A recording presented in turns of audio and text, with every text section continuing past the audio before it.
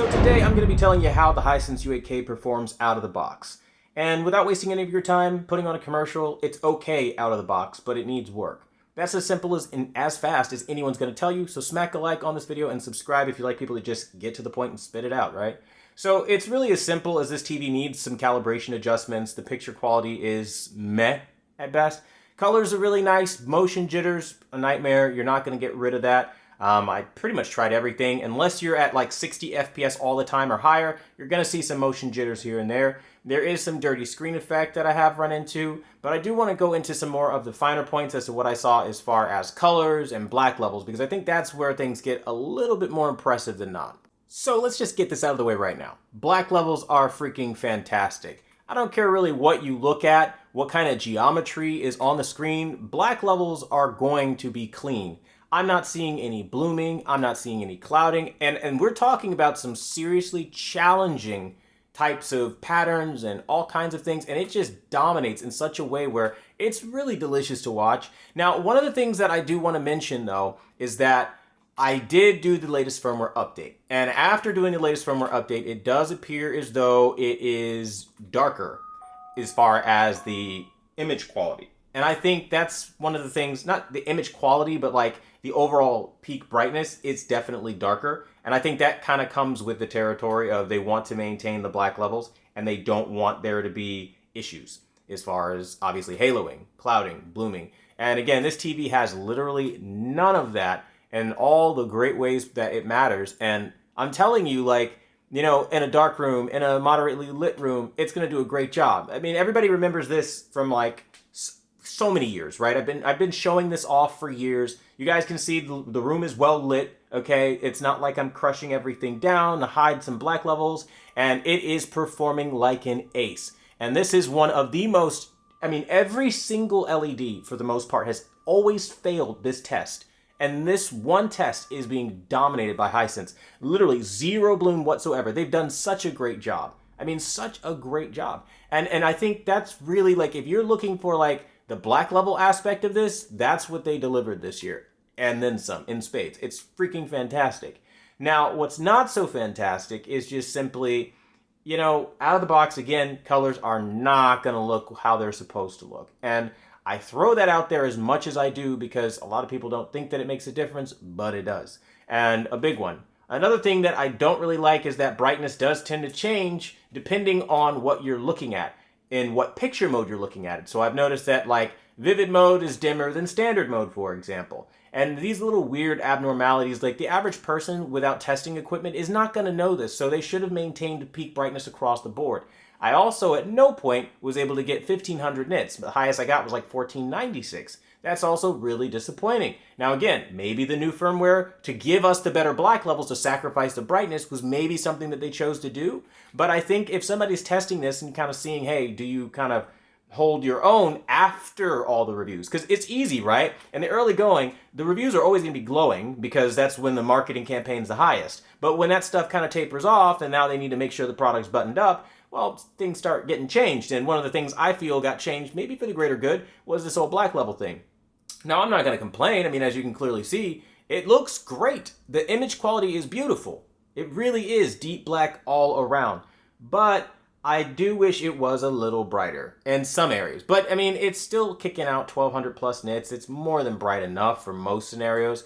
This, again, another ultra complex geometry piece where you have confetti flying down. Usually there's a bunch of haloing, haze. Try this out for all the people who are pro Sony.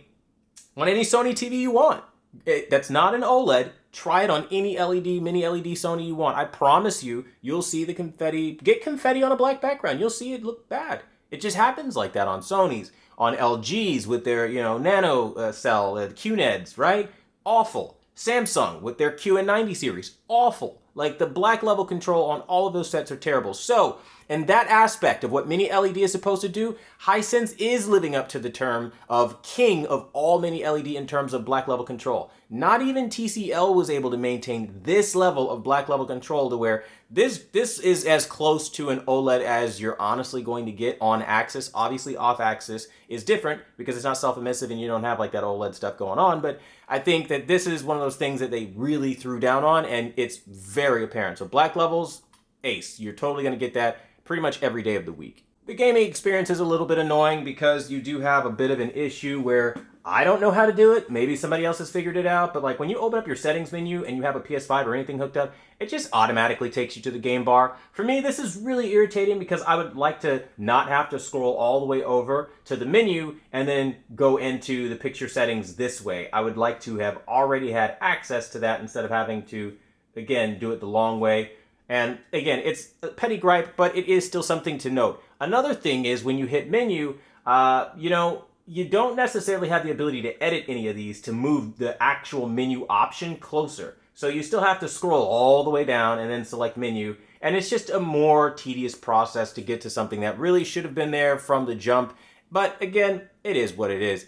But again, as far as the gaming experience, it is pretty enjoyable and you shouldn't have any issues whatsoever. You will find some issues though with connectivity from time to time. That's just something that you are not getting around. This thing will drop signal, especially if you are using an HDMI splitter. It is going to drop signal. You're going to have a pain in the ass of a time trying to unplug and plug it back in. So if you're used to having multiple devices hooked up to an HDMI splitter, this is probably going to be really annoying to deal with.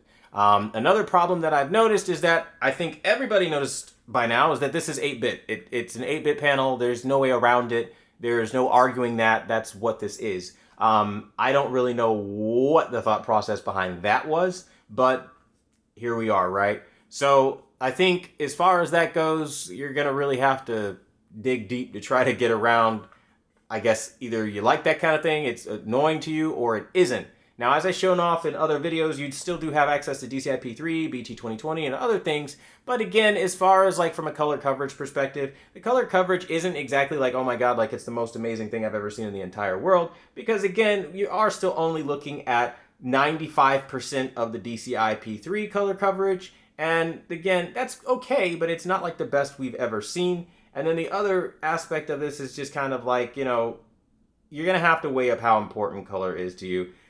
This TV has excellent color, but sometimes things can get a little sour, so that's something I did notice, which again, not my favorite aspect of this TV at all. And I think there's a lot of room to grow and a lot of different areas, but I think overall it is good out of the box. Again, I do have to say this is an out of the box review. I am not showing you like what this thing actually can do or anything like that. Just a baseline idea. I mean, colors are okay. They're a little better than what we usually get out of the box, so where it's like all faded and all pale and all crappy and garbage. So in that respect, I think we can at least give Hisense the kudos for doing us justice there. In terms of clarity though, I would say that it does a pretty solid job. I noticed that this is particularly clear. And again, out of the box, it's giving you a really solid picture quality. And again, it will give any XR Bravia TV a run for its money.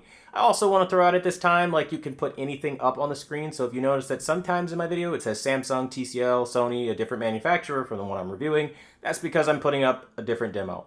But either way, it looks absolutely incredible as far as sharpness and clarity, and that is something that you do get, again, just baseline out of the box. The biggest thing you're going to notice out of everything, though, again, I'm not joking, black levels. This is where, like, this TV is in a league of its own, and I think, honestly speaking, if you are somebody that, like, wants great nighttime viewing, but you don't want to buy an OLED because you don't want to have to babysit OLED, or you don't want to not fall asleep without your TV left on, this is still going to give you a beautiful picture quality in that respect. Now again, I'm not showing you this TV optimized. This is just out of the box. Colors get a whole hell of a lot better than this, but that is a topic for a later date and another time. But that being said, I do want to hear from you guys as far as what you think about this TV out of the box and things like that. And if you have questions about the out-of-the-box experience, let me know. Now in the next videos, I'm going to be showing you what it looks like when you actually tune the TV properly to show what you paid for. And if you like that kind of thing, make sure you join the membership because I have settings right now available for you guys who are going to be able to take advantage of that. And with that being said, I want to thank you guys for watching, and until the next video, I'll see you guys later.